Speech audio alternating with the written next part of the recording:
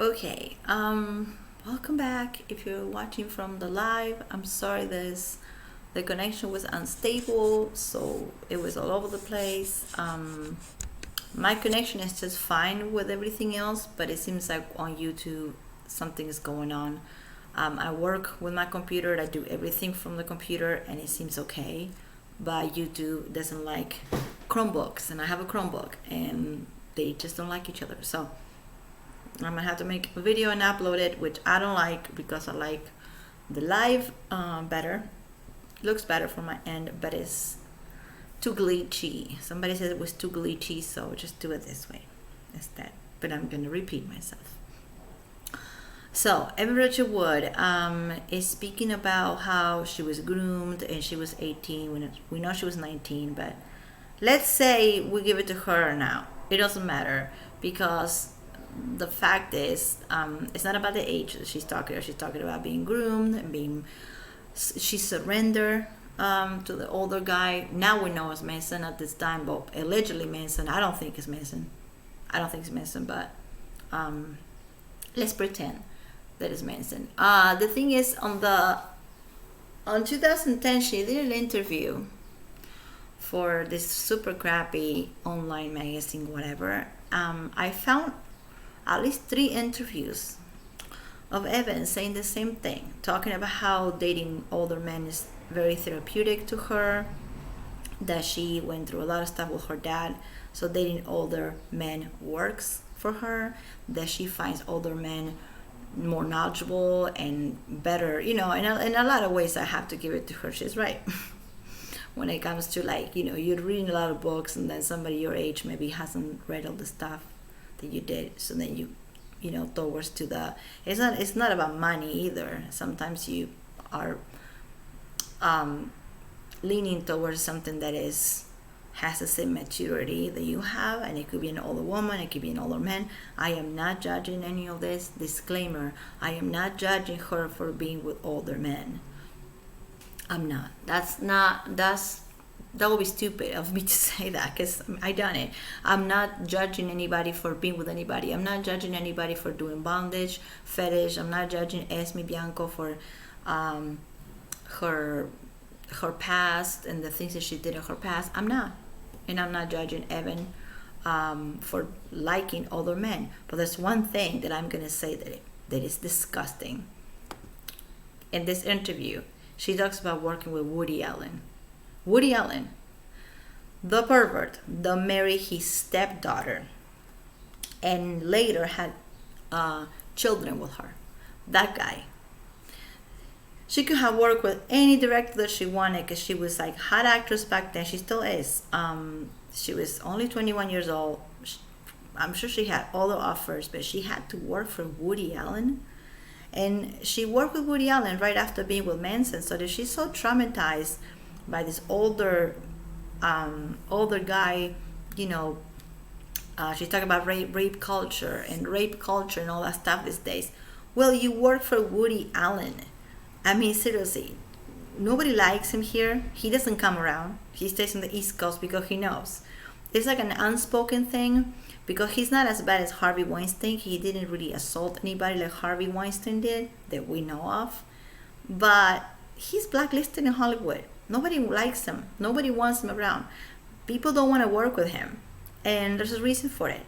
But Evan Rachel Wood, 21 years old, of all people, she wanted to work with Woody Allen so bad.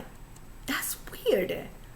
It's really strange. And in the movie called Whatever Works, really super boring, annoying movie. She plays Larry David, which we know how old he is, love interest, okay? Larry David. She was 21. Larry David was probably 50 already. You can say it's just fiction. It's just a movie. It's just a work of fiction. Like, it doesn't really exist. It's fiction. It's not a documentary. But the fact that in interviews she talks about how she couldn't say no to Woody Allen. She had to work with Woody Allen. That's like the one guy that nobody wants to work with. So it's really weird. Especially after you just come up with this relationship with this guy that you were feeling so groomed and so brainwashed by. And then you go to work, you're going to work with a guy who's even worse. If we're going to believe Manson is bad, let's say Let's pretend. Woody Allen is worse. Not only that, but she dated Edward Norton, which at the time was like 25 years older than her. Mickey Rourke from The Wrestler, because she was with Mickey when she was making that movie, way older than her. She has a history of that, and it's okay. Disclaimer again, I'm not judging that. I'm not judging being with older women, older men. But this is kind of what she does. So instead of embracing and saying, this is what I do, in this interview, she embraced it. She said, this is what I do. I get along better with older people, period. This is what she does.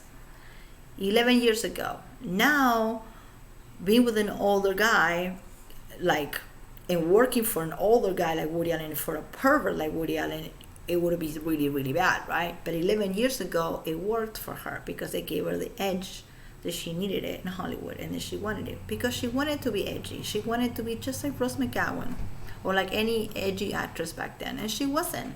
She was a plain Jane, really plain looking, okay? So she wanted the edge. So with Manson, she got that edge. She got people talking, right? People that didn't even know who the hell she was. She got people talking because Manson and her together. It was weird. I agree. I was like, this is kind of gross that he's going with her. She's way too young. But I didn't think about any assault or anything like that. I just thought it was kind of stupid. Like, what are they going to talk about? That's how I thought about it. In this interview, I'm just going to read it a little bit again. I'm sorry if I paused it, if I roll my eyes to the sky, because she sounds like she's 12 and she's 21 supposedly on this thing. But just she has the way she's trying so hard to be badass, and she tries so hard to be mature and sound older than she is, that it's almost like it makes her sound younger, like a little, like, it's like, when you're I don't know, when you're like 10 years old, and girls know this that I'm going to talk about, and you put a marker on your face to pretend it's makeup, and you put in things on your brow so you get more rounded, and you try to be older so hard, and it's so comical that you end up looking even younger, and people will laugh at you because you're trying so hard, with Sharpies on I used to put Sharpies on my eyes to do eyeliner. That was crazy. Not only that made me look more stupid, but it never got, it never did, like, you don't look old by just talking old. That's what I'm trying to say. Evan was trying so hard to sound old and to sound like wise. She's been doing it since then.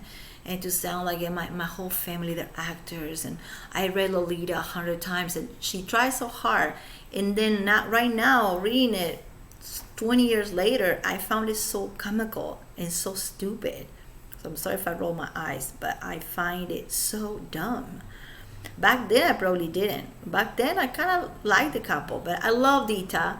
So with Evan came in, I was like, home record, whatever. Maybe not. Maybe it's just a coincidence. But I love Dita and Manson together. And I love Rose McGowan and Manson together.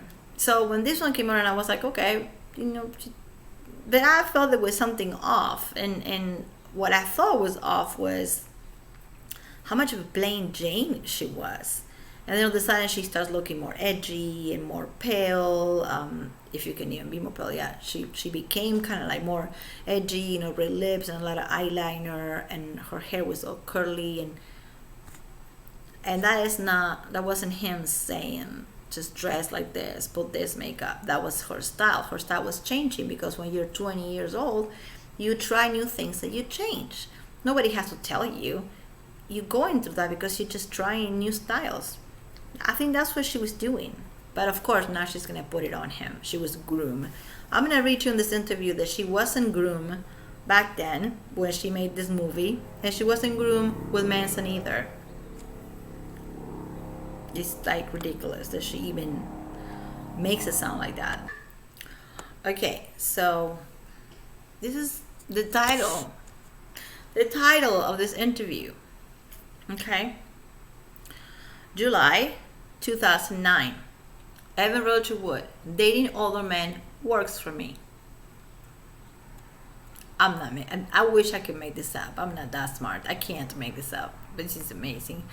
After a brief after a brief reconciliation, it looks like 21-year-old Evan and her 39-year-old boyfriend, Marilyn Manson, are finally split bill. So they broke up.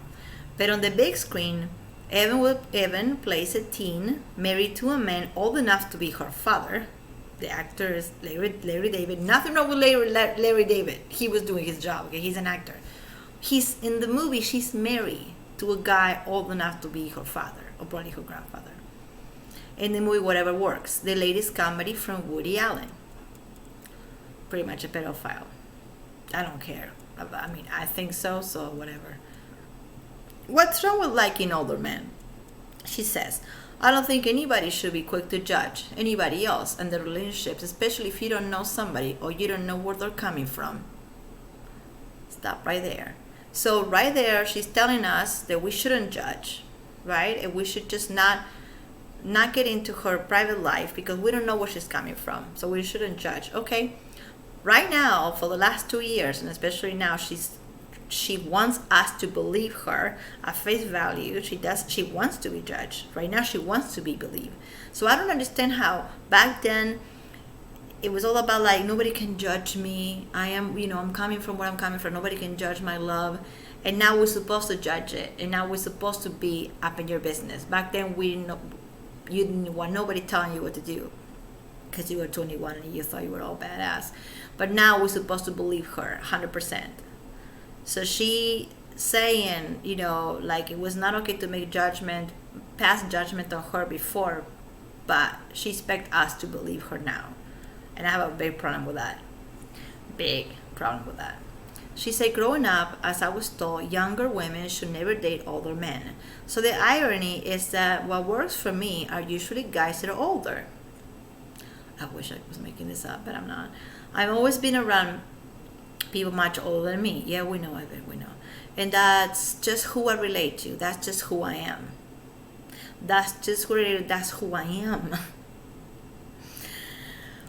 That works for me.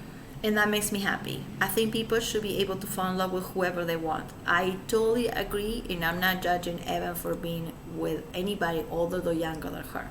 Not judging, nope. But her words are just, like she's 21 years old right now on this interview, trying to be all like, oh, bad booty, and like, oh yeah, they're older man, and I work for Woody Allen. I know he's a pedophile, but I still work for him because I'm a really serious actress. So I gotta work for Woody Allen. How can I say no to Woody Allen? Because he's a perv. Anyway, so we're supposed to not judge her, not pass judgment, not criticize her. Okay. But now for the last 2 years, since the Phoenix Act that she tried so hard to pass in the past, we're supposed to believe 100% what she's saying. And she wants us to be in her business. And be part of her romantic life. In this interview, in many other interviews back in the day, she was like, you can't judge me. You can't judge me for being with somebody older. You can't. I'm happy. It's what makes me happy. And I'm not judging her for that. I think that she was happy. See, that's the thing. I think she was happy with Manson. And she was happy with Edward Norton. And she was happy working for Woody Allen. And I think she's happy with older men. The whole thing that she reinvented herself later when nobody was paying attention to her. And she wanted attention so bad. So she was like, oh, by the way, I'm bisexual. And by the way, I'm going to shave one side of my head. And by the way, I got assaulted. Like, she did not know what to do for attention anymore.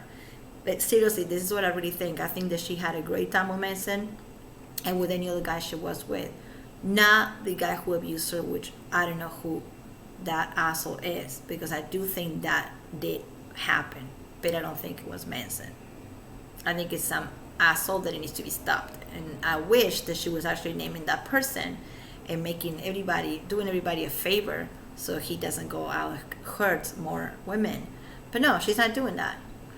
Anyway, so you see you catch my drift, right? What I'm trying to say. This interview is all about she's a free spirit, she can do whatever she wants. Okay. Funny enough, I had just sworn off teenage roles because I was ready to move on and go to the next level. But how could I say no to Woody Allen?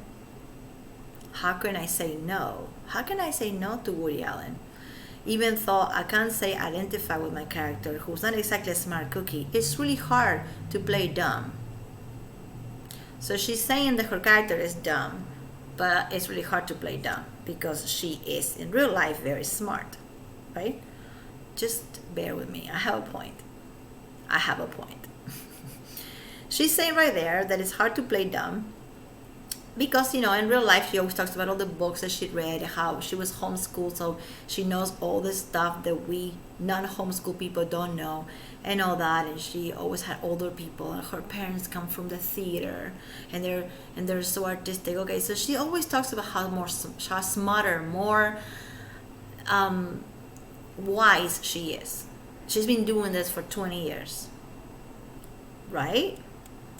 Okay, just wait, because she says the complete opposite on the Phoenix Act testimony. She says the completely opposite of all this. I was nervous, so actually I called Edward Norton, which she was dating actually, by the way. He had worked with Woody Allen before. I don't care about. She's talking about the Woody Allen movie. There's nothing that annoys me more than listening to actors talking about their craft. Like they talk about it like it's rocket science, you know.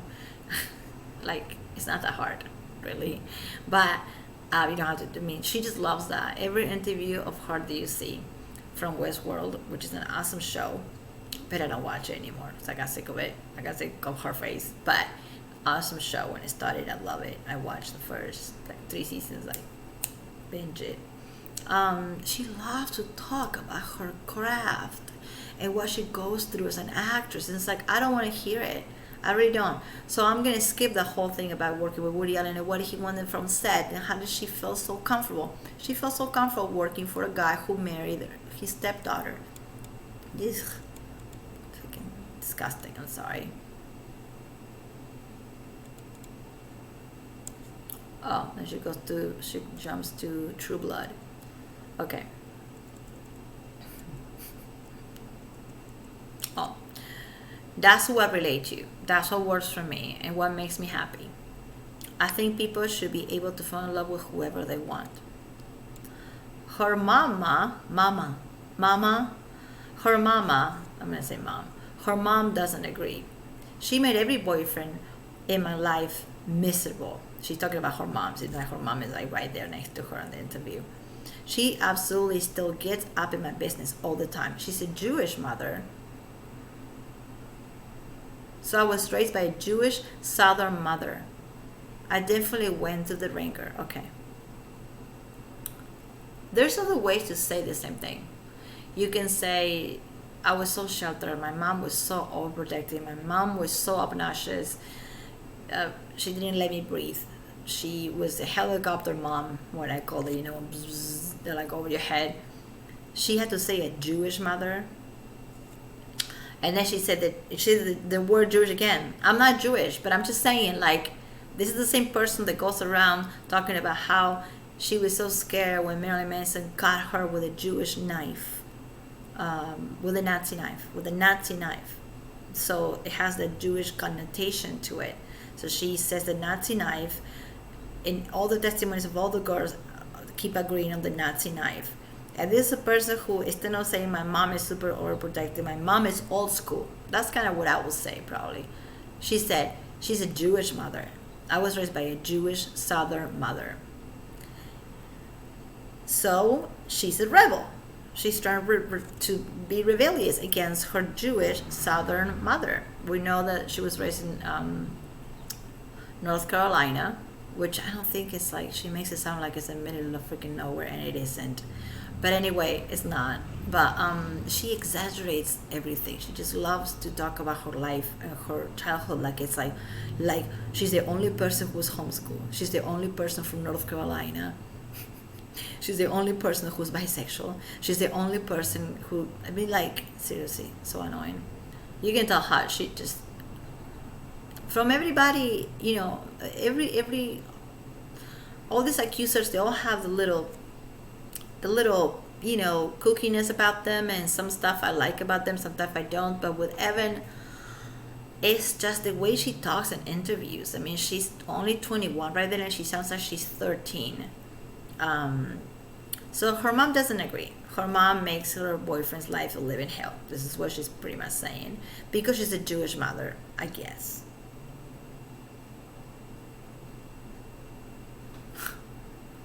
She's just she's gross, dude. She's gross. Anyway. So, there you go. So, not only she's implying on that interview that she grew up with a Jewish mother, right, from the South, in North Carolina, which is supposed to be really sheltered, which I've been there. It's not that bad. She's making it sound like it's, oh my God, like you're gonna die if you go there. So she's dating this older man. It's cool. It works for her because they have more things in common than with people her age. That's what she's saying in that interview, okay? In 2010, right?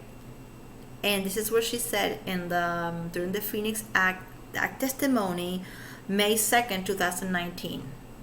9 years later, totally different person. For domestic violence issues. When I was a teenager, I met a man. I looked up to him in many ways and felt like we had a special bond, and I had no intention of it turning into something romantic. That's not true. But she says that, so it sounds even more innocent. I made another video about it, and I'm going to keep making videos about how she showed up to their first date wearing the heart-shaped glasses and wearing a Lolita outfit. She had every intention to make it romantic, and there's nothing wrong with that. There's nothing wrong with that at all. There's nothing wrong with the heart-shaped glasses either. But the fact that she makes it into something dirty is what's wrong. But yeah, so she had no intention to make it something romantic. Yes, she did. So that's the first lie right there, you know. But when it eventually did, I wasn't sure how to stop it, as he had a certain charisma and power, and I quickly surrendered to his charms. Quickly surrendered to his charms. This is the lady who said that she feels totally in control when she's with older men because she relates to them more, and there's nothing wrong with being with older men. It doesn't sound like it's surrendering to older men. You just are with a guy who's older than you. Age is just a number. She says in that interview, age is just a number. So why in this thing she's making it sound, in her testimony, she's making it sound like she had to surrender. You know, like, no. In the beginning, he treated me like a princess. I was smart, but a smart 18-year-old is still an 18-year-old. She was not 18, she was 19. And she's saying that she was not that smart. Okay, so hold on. I was smart, but a smart 18-year-old is still an 18-year-old. I agree with her on that. She wasn't 18, she was 19. In this interview that I just read before, she is trying so hard to sound smart, and she's saying that she doesn't relate to her character in the Woody Allen pervert movie because her character in the movie is stupid, and it's hard for her to play dumb because she's a smart cookie. Those are her words. And on this thing, she said, I was smart, but I was 18-year-old smart. Like, I was still kind of dumb. So you're dumb now. I mean, you were smart then. At 21 years old, you were smart. On that interview, you sounded all smart, and you're dumb. But you were dumb. So you just, what is it? Which one is it? There's like 3 different Evan Richard Woods going on here. There's one that is like bisexual, and she's a feminist, and she's an advocate, and she's all badass, and then there's one that is a victim, and it's all about being the victim, and then there's one here that has a heart-shaped glasses and the high school girl outfit, and she's seducing Manson on the first date, and she knew exactly what she was doing, and she wanted to be on that video, and she rebelled against her mom, her Jewish mom from North Carolina. Which one is it? It's at least 3 different personalities that I'm counting right now, and there's probably more. But you see what I'm trying to do here, right? I forgot until today that she worked with Woody Allen. And I was like, you work with a guy who married and had kids with her stepdaughter. You work for that director. Just, it's so, ugh, you know? So she's saying here that she was 18. We know she was 19. Okay, we can say there's not much difference because your brain is kind of the same. Your brain doesn't, you don't get super smart the minute you turn 19.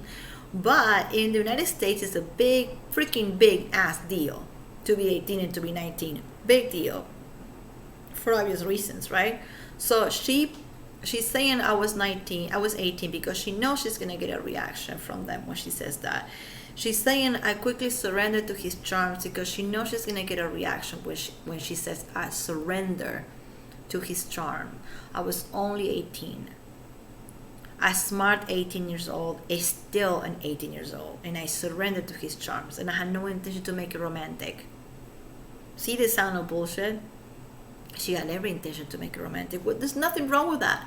I'm not even saying that his marriage from Dita went bad because of her. I'm not even saying that. Am I? What I'm saying is that you don't want to be judged because you are with older guys and you work for an older, super older director with a super old actor, and you have these older boyfriends, and you don't want us in our business, and you saying your mom is a Jewish mother or protected. So how come then you were such a smart cookie over there, such a free spirit? But then in this testimony, she is seriously a little hopeless little duck. I don't get it. Well, I mean, I get it. I get it. It's all political. This is for the I'm not okay movement, because they had to make their own word.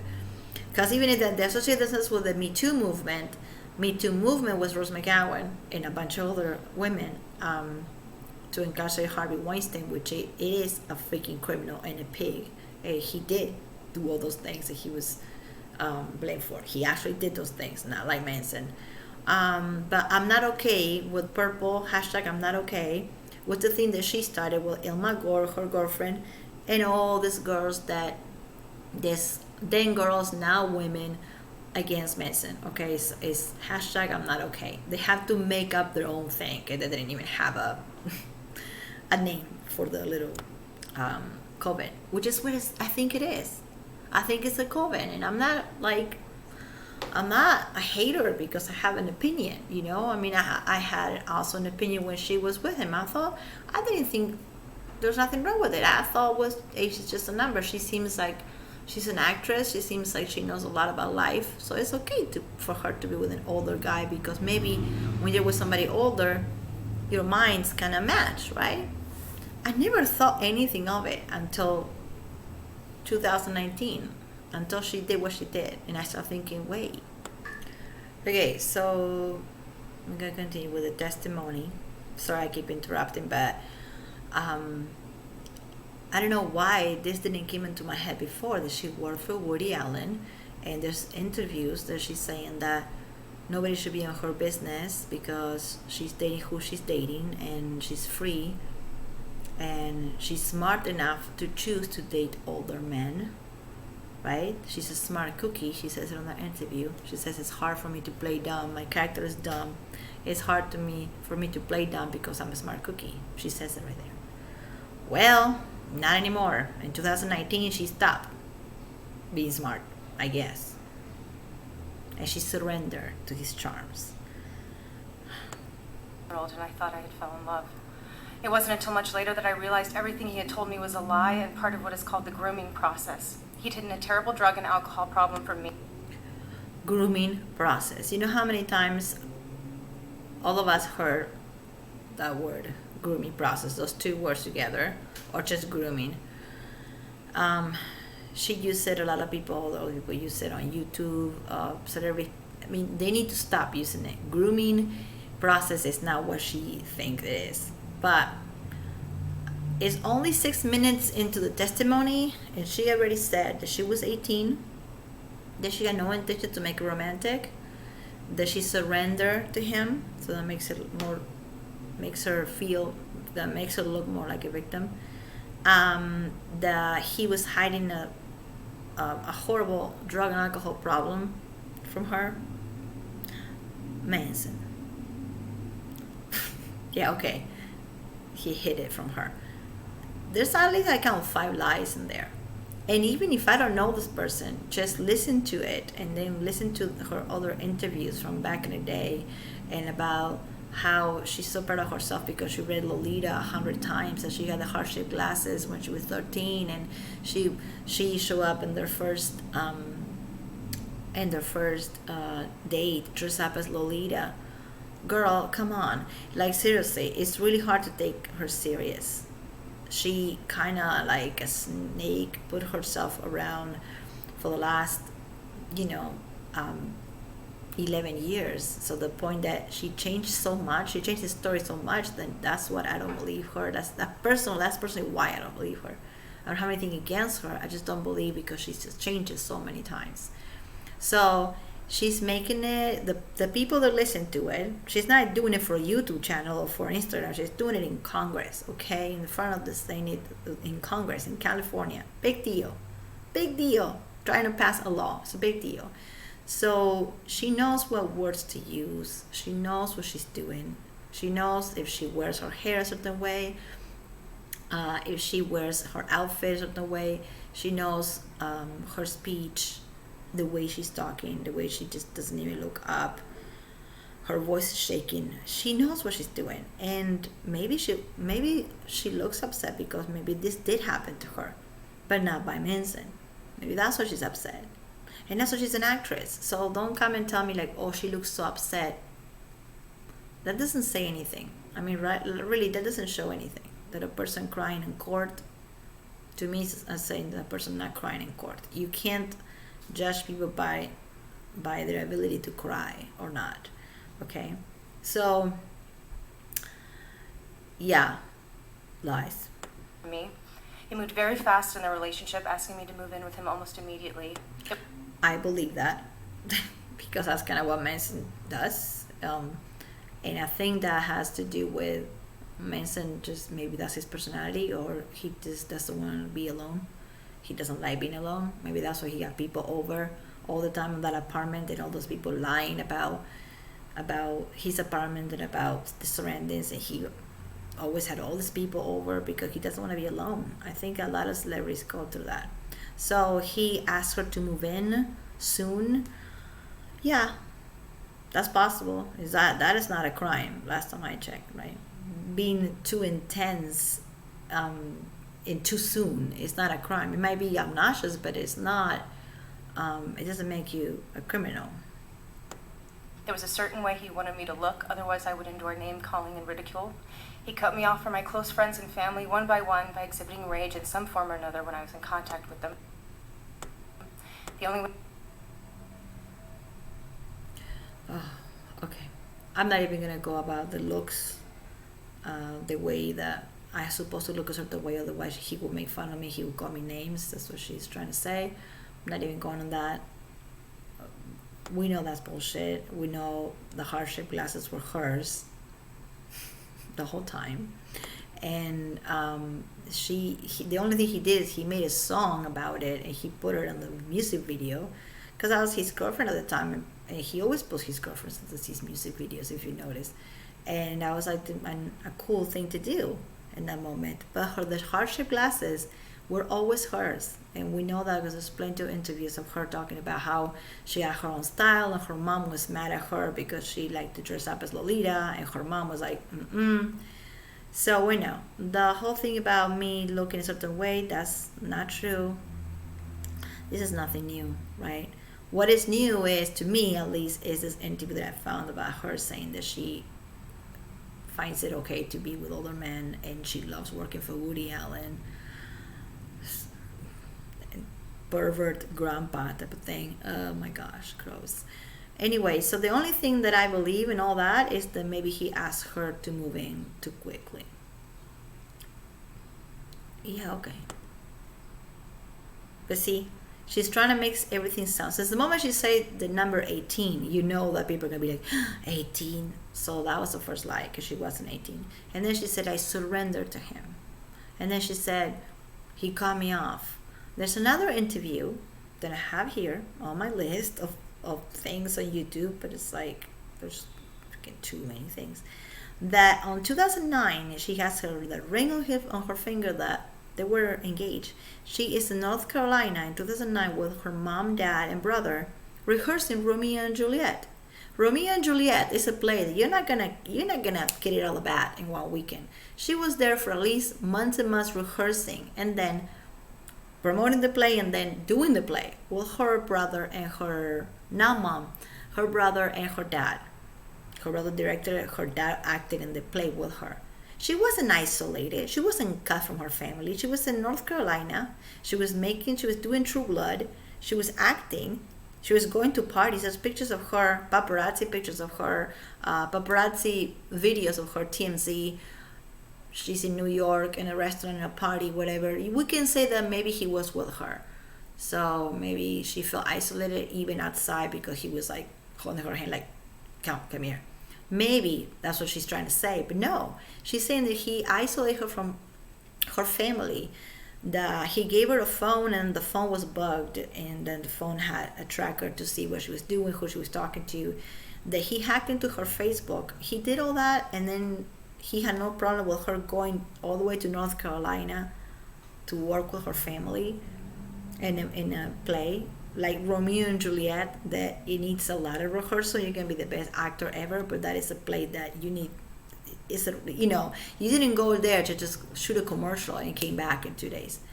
Romeo and Juliet, rehearse and promotion of the play, and then doing the play in North Carolina with your brother and dad, and that does not sound like isolation. And I know that other people have been through this. I've been through saying the same thing on my videos before, but I wanted one video just about her, and not about anybody else but her. And that's what I'm trying to do right now, because I just realized last night that she worked with Woody Allen in that movie, playing a girl who is in a relationship with somebody much older. And I'm like, wait, she did that. This girl did that after she was traumatized and sexually assaulted when she was 19. Then when she was 21, she was working with Woody Allen, the biggest pervert in Hollywood. It's strange. But the way she's presenting this is very smart, because people bought it. That's how she passed the Phoenix Act. And people to this day still look at this video and say, like, look how upset she looks, and look how pure she looks. It's not that hard. It's acting, The only way I knew how to calm him was to give him what he wanted, which was me all to himself in total isolation. I just told you why that's not true. Period.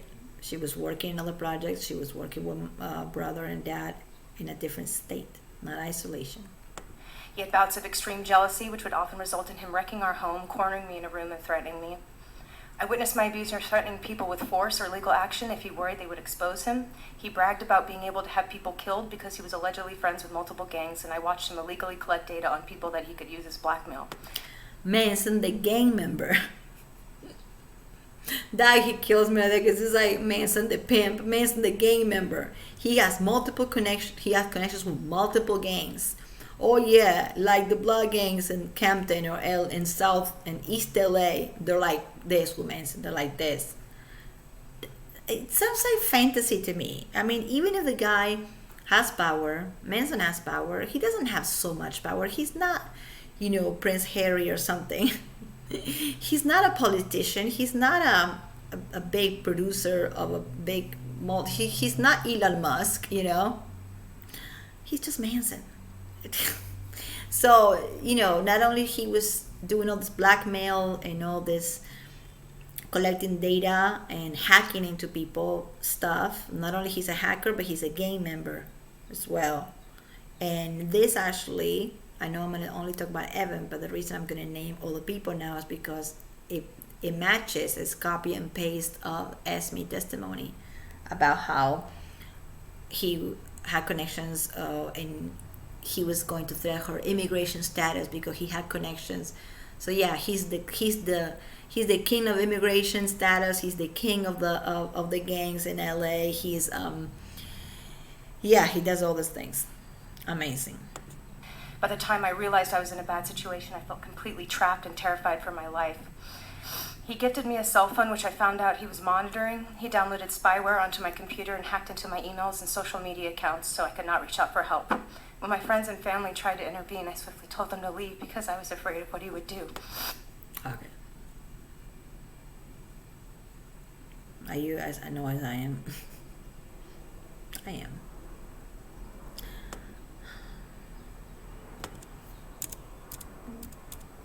I don't know if he ever gave her a phone, and if the phone had a way to track her. If he did that, that is pretty annoying, and that speaks to him as just a jealous person, and there's people that do that type of stuff. I don't think he actually did that.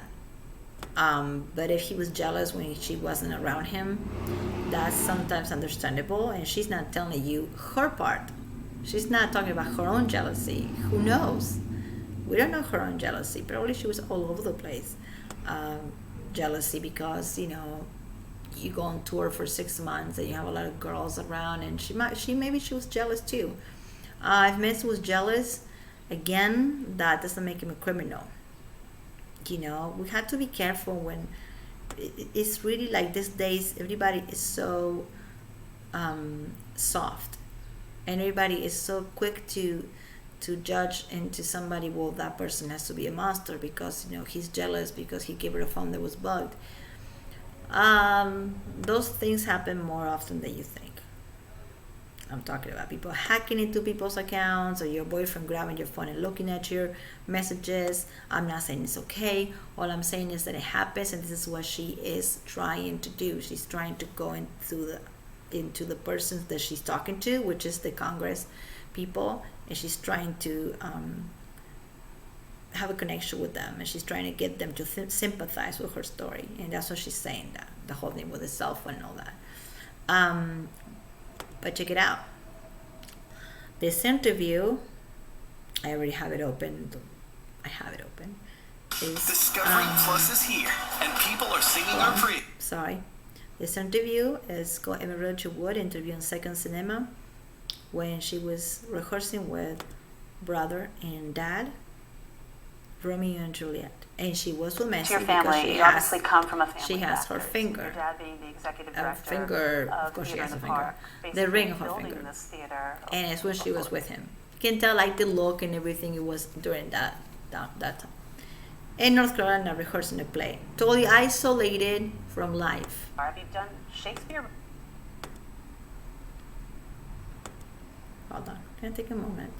Father's Theater, and you're under the direction of your brother Ira. So, kind of a family affair. Definitely, yeah. That was the point. This is the theater I did my first play in. This is the theater I did my last play in. Mm-hmm. And I just realized that it was the same play. First play I did here was Briar Patch, and that was the last play I did. And it was about 13 years ago. You've come a long way, baby. Come a long way. And Ira and I saw a production of it in '95 when they did it here, and just fell in love with it ever since. And I've been waiting till we got old enough to do it. And I can't imagine a better play to reunite with everybody with. Oh, it's a classic. It is a classic, and it's such a beautiful role for you to be in. How's the experience been so far? Have you done Shakespeare before? It's such a good way to reunite with everybody, to hang out with everybody back again in North Carolina. Okay? In 2010. Or 2009-ish, and a half, almost 2010. That's an interview from her. That interview is North Carolina. She is actually sitting with the interviewer on the theater. That seems that is isolation. I mean, you can say maybe the guy was jealous. Maybe he did call you 100 times. And that's something that everybody says about Manson, that he takes a lot and that he calls a lot and that is obnoxious to them. Maybe he did that, but you were not isolated. You were with mom, dad, brother, people that you trust, your family in a different state doing what you love, a play. So where's the pain on that? Evan, I don't get her. He broke me down through means of starvation, sleep deprivation, and threats against my life, sometimes with deadly weapons, which would result in me having severe panic attacks where I was unable to breathe or stop shaking. Sometimes he would not allow me to sleep until I participated in acts of fear, pain, torture, and humiliation. which I felt powerless to stop. And some of these tapes, in which he also videotaped. The tapes. You know what's weird? She had never mentioned the tapes after this, ever. And you will think that she will mention the tapes now, or that some of the women will mention the tapes. Oh yeah, he has tapes on Evan. Why she mentioned the tapes only then? To get them to sign what she wanted. She's the type of person. She's not stupid. The only thing that she didn't think about is all those interviews that she did in the past, that she's trying to be all rebellious and all that, it was gonna come to bite her on the butt. That's the only thing that she didn't think about. But everything else she's been doing, she's been pretty smart about it.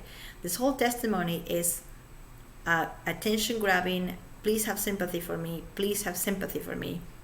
And if you don't know any better, and if you don't know Manson's story, her own story with older guys, her own story with how much of an attention grabbing person she is, you would be like, if this was like my sister and I tell you that's my sister, you believe it. You will believe it. But now we see all the cases that are being copy and paste of this same testimony, that I can't believe it and I won't believe it. And I will change my mind completely if I see some type of proof that is more than verbal proof. A statement is not a fact. That's what people still don't understand that. I don't know, in America at least, a statement is just a statement. So all we got now is a bunch of stories, and if the stories are true, then it's freaking horrible. But I don't think they are, and they're just statements, and I'm not gonna believe her at face value. Like in her interview, she said, I can be with whoever I want to be with. I don't want people in my business. I don't want nobody to judge me because I'm with older men. But now you want us to actually sympathize with you because you were with an older guy. And like, how much a person can change in like 10 years? She just became somebody completely different, or she was always like this, or she had a plan all along. I don't think she was planning this from the get-go, but I think that she did a few years back start thinking about doing this. When she was with Manson, she was with Manson. I don't think she was lying to him. I don't think she was planning this big conspiracy plot when she was 21. No, but the way that it got done in Congress, and then Esme and everybody else having to copy and paste statements, it's just too much. When you put that together with the fact that she worked for Woody Allen right after being with Manson, and that she talks about her mom being very overprotective, and she's trying to be rebellious against her mom. What's the one thing you'll do? You're gonna date an older rock star, right? If you want to prove a point to your mom and to your dad, and that's on her. That's not on Manson. That's on her. She decided to do all that. She decided to dress the way she was dressing. There was nothing wrong with the way she dressed when she was with him. I don't find it. There's nothing wrong with it. It was pretty. So she talks about it like he made her walk around with pins, like metal pins all over her skin and a plastic bag on her head or something like that. She looked beautiful. I don't understand. I don't get it. Anyway, I mean, I do get it. I'm saying I do get it now, but when this happened in 2019, I was watching on TV going like, what? I knew that she was going to talk about Manson. I knew it. Even if she didn't name him until now, I knew that in the back of her mind that was going on. And also I'm still waiting to see who the second person is, supposedly. And I do believe that there's a second person. And I have a gut feeling that there is a second person, or that the second person has always been the person. There's only one person that did this to her. And he needs to be stopped. He needs to be named. We need to go after that guy. We need to cancel his life. Not somebody else that the biggest mistake he made is to give you a ring too soon, or he called you too many times on the phone. That's the biggest downfall of Manson, that he texts people too much, and that he calls people too much, and he tells people to move in with him way too early. Okay, that's the only thing that I can just say, okay, yeah, that's true. But that doesn't make him rapist. My God, no. In some of these tapes, he can be heard threatening to kill me, threatening my friends, or threatening to kill members of my family. He also threatened to leak parts of the footage or photographs he had taken as a way to keep me quiet. Okay. He had it, let's say he made tapes. Okay, people make tapes all the time with their boyfriends and girlfriends, like Kim Kardashian, Paris Hilton, right? People make tapes. People make tapes in bed. People make tapes at home doing domestic stuff or having sex, whatever, or both. It's not really a crime to make tapes, but she's trying to say that he made these tapes just in case if she talk about anything bad about him, he would release the tapes. Okay, well, she has been talking bad about you, so now where are the tapes? And where are the pictures? She said right there, he took these tapes and these pictures just in case to blackmail me. He would release them if I was ever to testify. Well, she did name him 4 months ago. So where are the tapes? Manson should just be showing the tapes all over. If we're just gonna believe what she's saying here, that he had all this material to blackmail her, tapes and pictures. I mean, I saw the pictures with the Hitler mustache and the Nazi paraphernalia, but tapes. She's talking about tapes. That if he gets mad, he's gonna show the tapes. Well, he's probably really mad right now, and he hasn't said nothing, and he hasn't shown anything. So I don't know what the hell she's talking about. And maybe there are tapes, because maybe that's what couples do sometimes. To see what I'm saying is exactly what he posted on his Instagram as his last statement on his Instagram. He didn't deny on that statement that he was with any of these people. He said that it distortions of reality. So the reality did happen. I think they were tapes. I think they were playing with ropes and stuff. But the way she manipulates reality and the truth, her truth, and she's trying to sell it to everybody since 2019 is pretty disgusting. And throwing somebody under the bus and canceling his life because you are ashamed or embarrassed of what you did of your lifestyle back then, because now you're a new person. So I'm saying there's like 3 different Evans right here. There's Evan that is a victim and poor helpless Evan, and then there's Evan that is bisexual, and she's kind of a rock star, and she dates all kinds of people. Then she has like spiky short hair, and then there's this Evan with the heart-shaped glasses and this high school girl uniform, and very seductive, reading Lolita 100 times. It's like all over the place. And I don't even think that she sees it that way, or her therapist, or anybody. Well, at least a lot of people right now that sees it that way. But me, from 2019, when Amber Heard happened, Amber and Johnny, I said it in videos before, I believe Amber. And I'm sorry, but I'm being honest. I believe Amber for a few months because I believe TMZ. I saw the bruise. I saw her coming out of the court. I saw the video that TMZ was feeding to us and showing us how mean and angry Johnny Depp got. So I believe Amber for a little bit. But this, Evan, I never did. Because from the get-go, when I was listening to this back in 2019, I already thought that it was way too rehearsed and it was way too copy and paste with Esme Bianco. And I automatically thought about Marilyn Manson. I was like, oh, shoot. Oh man, she's gonna cancel him. I didn't know that word. We didn't use that word back 2 years ago. At least I didn't use it, but I already thought it was gonna happen. So when she finally named him on Instagram a few months ago, I was not surprised by her wicked way to do things. And this was very wicked. It's the only thing that probably is true on this testimony is that he asked her to move in too soon. He called her too many times, and he texted her a lot, and he was a bit intense. But I don't know what else you fucking expect from Marilyn Manson. And that he has an alcohol and drug problem, yeah, that's true. Everything else that she's saying is done in a way for Congress to sympathize with her and for all of us to sympathize with her. And then you go and find by yourself, just put Everett Wood older men on Google, and you're gonna find at least 3 interviews in which she talks about how she feels more comfortable with older people in general.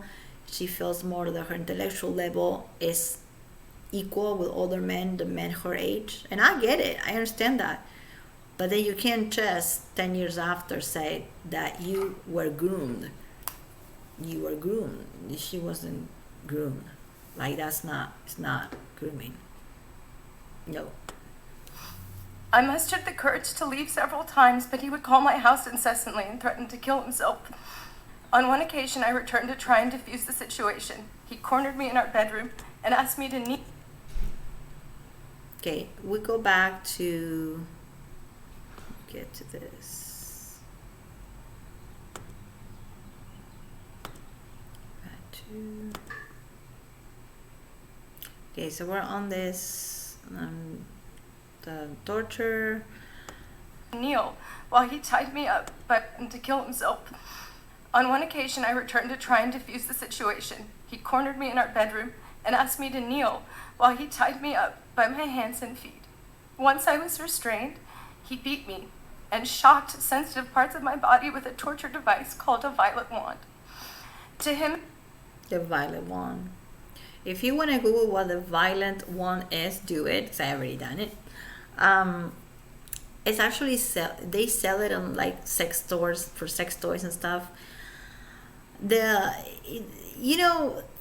not even, first of all, it's not for pain. It's a little bit of a shock. Okay, so it's not painful. Like she's talking about it like he actually put nails, through her body or something. And the violet one is very, very light, almost vanilla. Like first, like if people wanna, what do you call it? If people are trying to experiment with bondage, that's like the first thing they will get. They will get the little fluffy handcuffs. They don't hurt, and the violet one, not violet. And Esme Bianco also talks about the same one. And I saw a couple of videos on YouTube of people, I don't have it and I'm not gonna freaking buy it, but of people just doing it on themselves or on other people with the violet one, and it's really is a bit of a joke. It's a joke. There's devices that you get if you are a woman, you know what I'm talking about. If you're a guy who likes to treat your skin, you know what I'm talking about. There's these things that like microdermabrasion or whatever that you put battery on it and you can just massage your face to get the dead cells out. There's massages for the neck, for your feet, they give you like a vibration. That's the same thing that the violent one will do. So pretty much he was torturing her with a skin peel massage. Not really. Probably a chemical peel will hurt more than a violent one. But the way that she's talking to Congress, and these people don't know, or they act like they don't know. If they know, they're not going to tell you. They don't know about bondage or fetish or sex toys or anything, and if they know, they're not going to even say anything. So the way she's saying it is it gets a reaction from people, and that's why she starts crying right there. And she knows what she's doing. And again, I'm disclaiming this again. I get upset because I don't want anybody to think that I'm making fun of the fact that people go through this. And I'm not denying 100% that she didn't go through this with somebody else. I think that it's very wicked for her and for the other women to put everything on Manson, which I think it happened is I think that just like he said on his Instagram, there was a bit of reality and then they distort it and they just move it like Play-Doh for their own convenience and for their own agenda. And that reality happened. Yeah.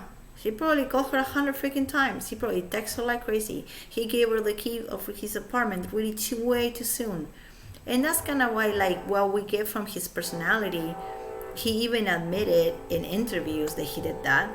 And all the women say the same thing about Manson. Oh, he called me all the time, and he gave me the key to the apartment, and he was moving, too too hardcore too soon in the relationship. And this is like things that people do, and I'm not surprised if he's like that. But I'm not going to crucify the guy and cancel him and cancel his work and his art and his livelihood and his future because somebody's jealous or somebody got confused. Okay, so you can go look it up. Violet, like the color violet, 1. It hurts less than having a chemical peel on your skin. Anyway, so that is the big, that's Evan right there. Okay, I'm gonna close this one and I'm gonna another one that this is like another more contradictions coming from her. Okay, so she did this interview. This is really weird. I really don't know if her PR person needs to be fired back in the day. She did this interview, okay, in 2019 for Today, okay, on TV. And on this interview, she's saying that she's never going to name the abusers because this is not about her. And pay attention and listen to this because it's exactly what they say.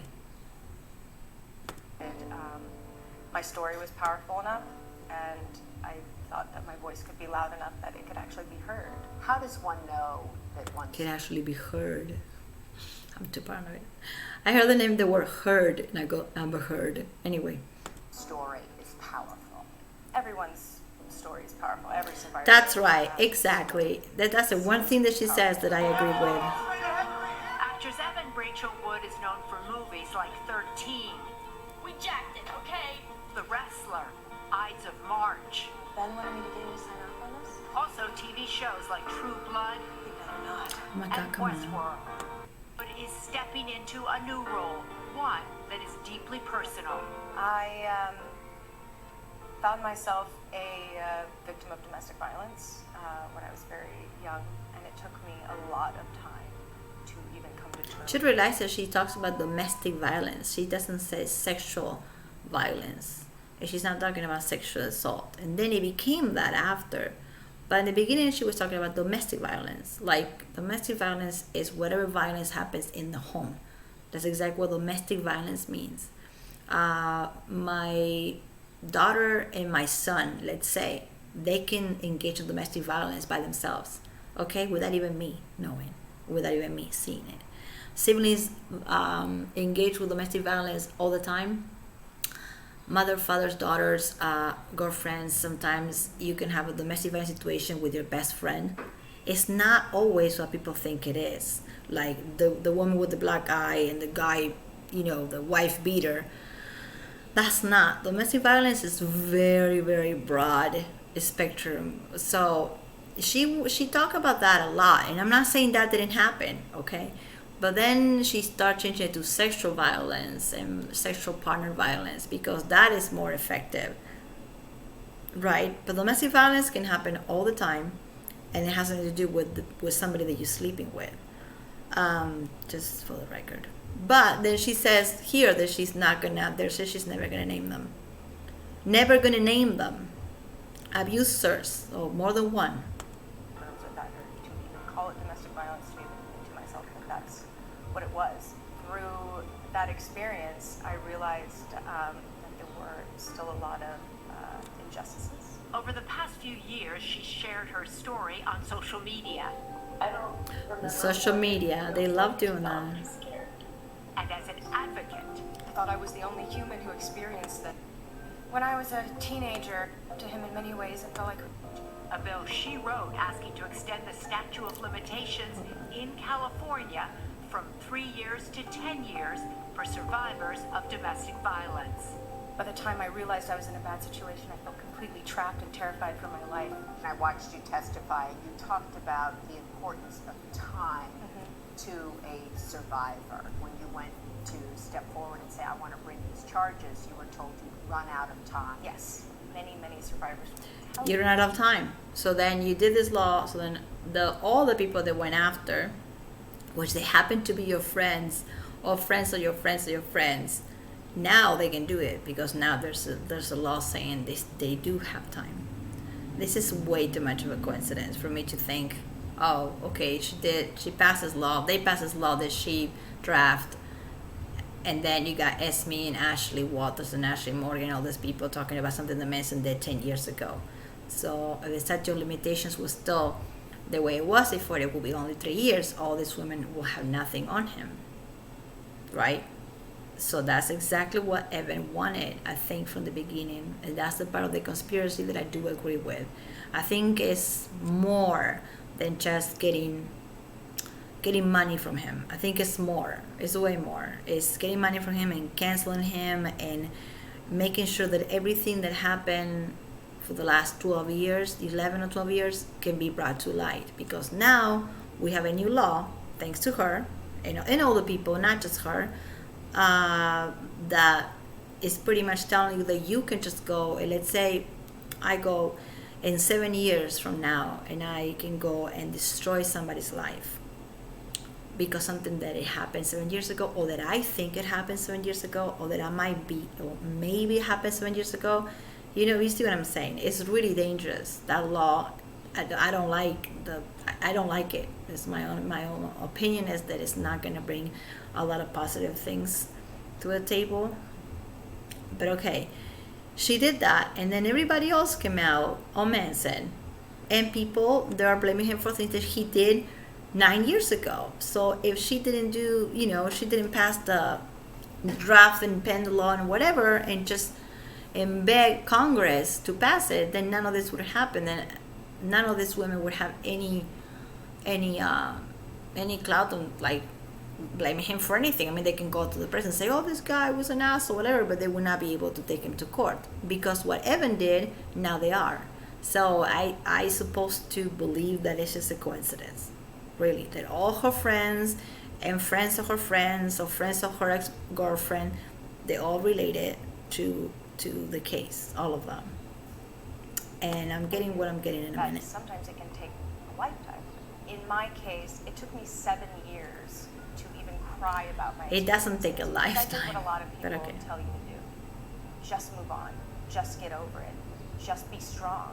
What I didn't realize was I had been deeply hurt, and I was in denial of that hurt. Wood hasn't named her abuser and says she doesn't plan on it because this isn't about revenge. She says it's about giving the power back to survivors. Okay, I'm gonna play it again. Wood says she doesn't plan to name the abusers because she said this is not about revenge. She's never going to name the abusers. I mean, I'm deaf, but I'm hearing right.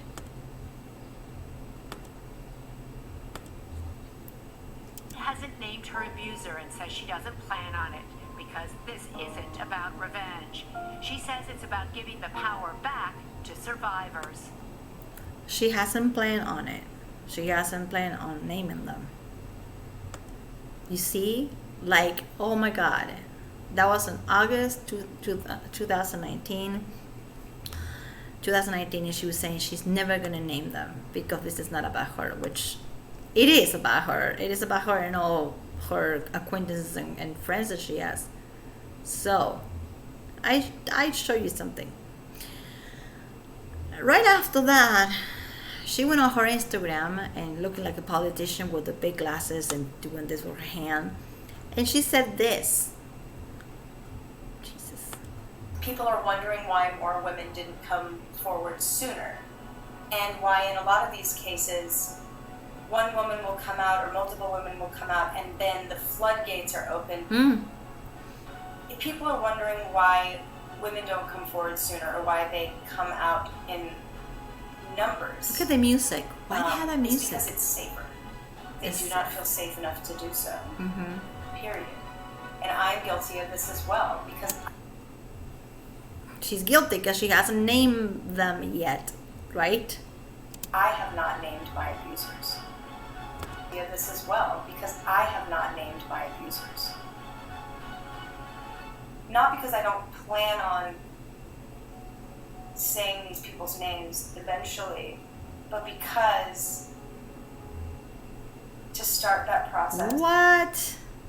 She just said on the other one, 2 months before this, on TV. This is on Instagram. The other one was on TV on today's show on TV that she's never gonna name them because this is not about revenge. This is about just helping people. And now she's saying here, she's gonna do it when she's ready. Period. And I'm guilty of this as well because I have not named my abusers. Not because I don't plan on saying these people's names eventually, but because to start that process, the way she paused, is an my emotionally God, draining, financially draining, really everything draining financially thing to do and to go through. And I want to do it when I'm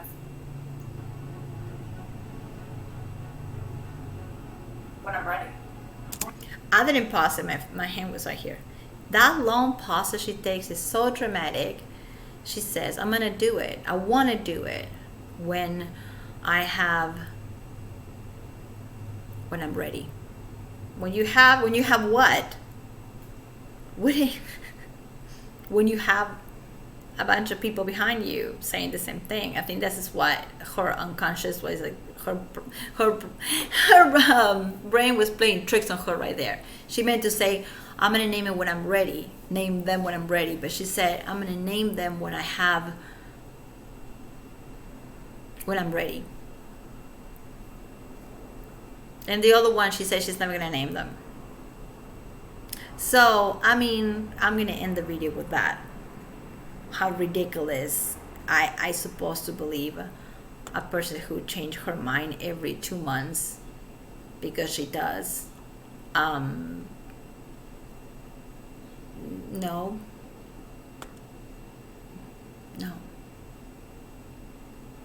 And again, not because I don't believe what she's saying 100%, not because I don't think that something did happen to her, because I think something did, but because I'm not going to just believe at face value, cancel a person, Manson or whoever,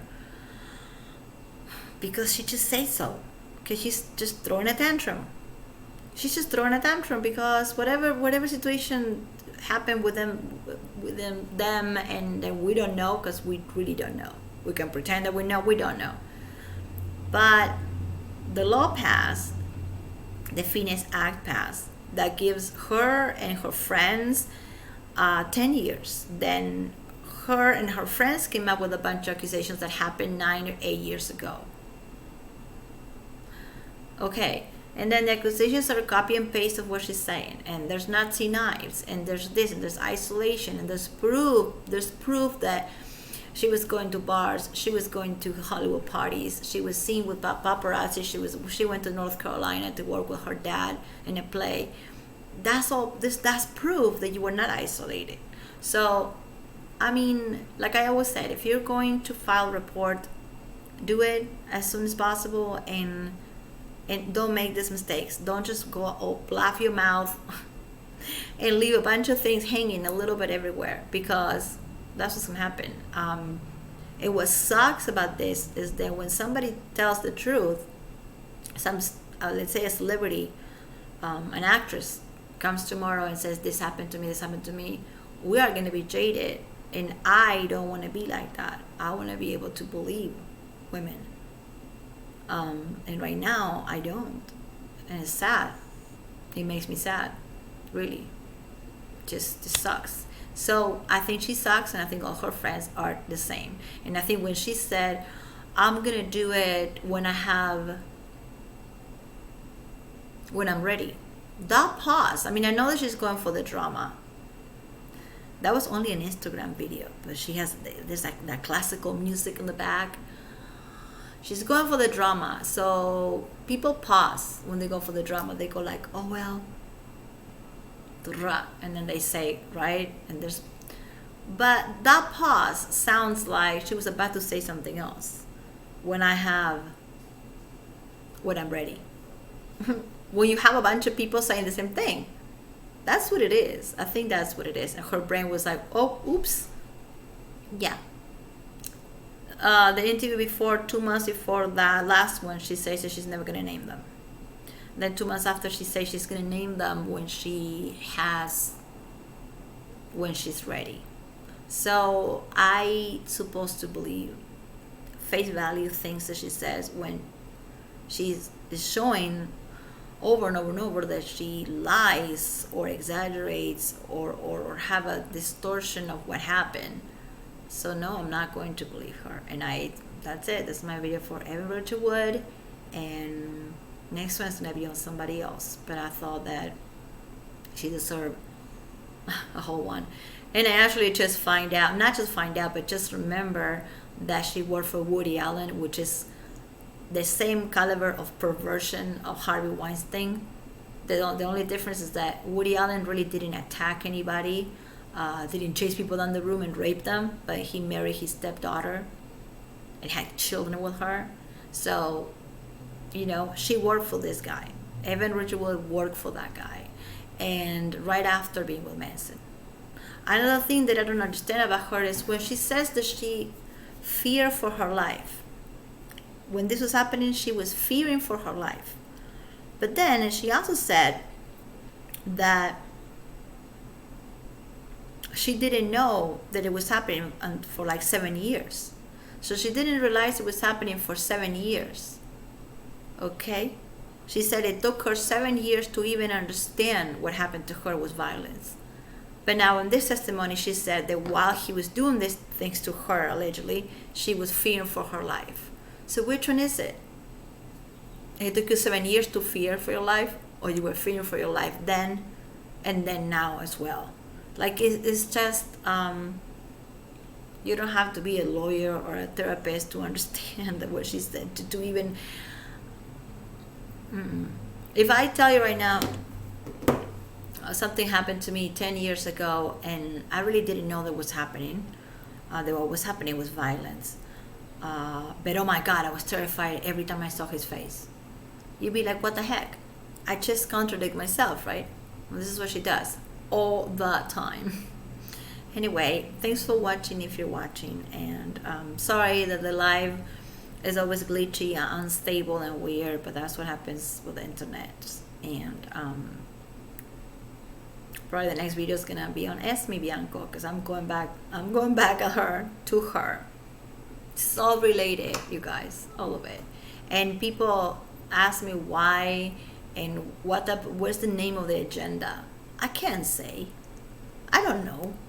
I don't know if it's a liberal agenda, if it's just a Hollywood agenda, if it's a national agenda, a feminist agenda. I don't know what it is. I don't know really what it is, but it's fake and it smells bad. It smells like lies and it's fake. So like I said, I don't want to be cynical. I want to be able to believe women.